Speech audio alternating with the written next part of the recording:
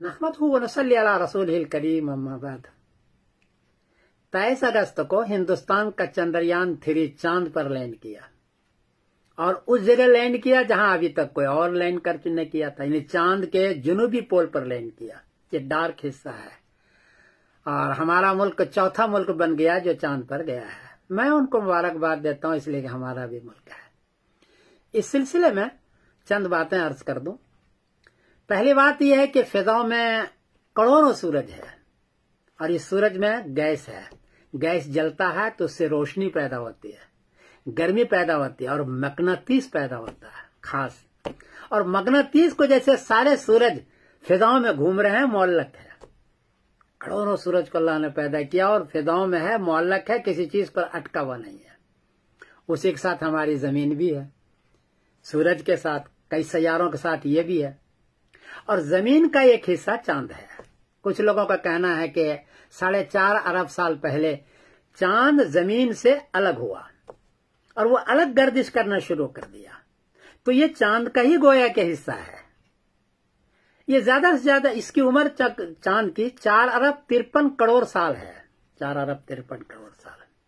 और जमीन से जो दूर जाता है वो 4,06,000 किलोमीटर और करीब से करीब तक जो आता है वो 3,56,000 किलोमीटर तक ये करीब आता है। इतना दूर जाता है, इतना करीब आता है। ये जमीन से 0.020 गुना छोटा है, बहुत छोटा है जमीन से चांद। इसमें गर्मी होती है 127 सेंटीग्रेड गर्मी होती है चांद में। और सर्दी देखो तो सर्दी 173 सेंटीग्रेड सर्दी हो जाती है। तो गर्मी भी बहुत ज्यादा है, सर्दी भी बहुत ज्यादा है चांद में। ये है परेशानी। इंसान को जिंदा रहने के लिए मुनासिब गर्मी और मुनासिब सर्दी चाहिए। अगर सर्दी ज्यादा होगी तो बर्फ बन जाएगा, गर्मी ज्यादा होगी तो वो जल जाएगा। चूंकि चांद पर 127 सेंटीग्रेड गर्मी है और जब सर्दी होती है जहां, तो वहां 173 सेंटीग्रेड सर्दी है, तो बर्फ बन जाएगा। इसलिए वहां रहना है मुश्किल इंसान का। वहां गैस भी नहीं है, मुनासिब चीजें भी नहीं है। हाँ, अल्लाह ताला वहां किसी मखलूक को पैदा कर दे तो वहां के मखलूक वहां रह सकता है। जैसे कि पानी के अंदर मछली रहती है, हम नहीं रह सकते। खुश्की के अंदर हम रह सकते हैं, मछली नहीं रह सकती। अल्लाह ने पैदा किया है। ऐसे वहां के मखलूक को अगर कोई पैदा कर दे तो वहां मखलूक रह सकता है। हमारा वहां रहना है जरा सा मुश्किल। तो ये चांद जमीन के इर्द गिर्द घूमता रहता है और इसमें सर्दी भी ज्यादा है और गर्मी भी ज्यादा है। चांद जो दौड़ता है वो 1 मिनट पर 61.32 किलोमीटर दौड़ रहा है। 1 मिनट में इतना तेज वो दौड़ रहा है। बाकी कोई आदमी चांद पर जा सकता है या नहीं, ये लोगों ने सवाल किया है। जवाब यह है कि कुरान पाक ने बहुत पहले कह दिया है, सुब्हानल्लज़ी असरा बिअब्दिही लैलन मिनल मस्जिदिल हराम इलल मस्जिदिल अक़सा।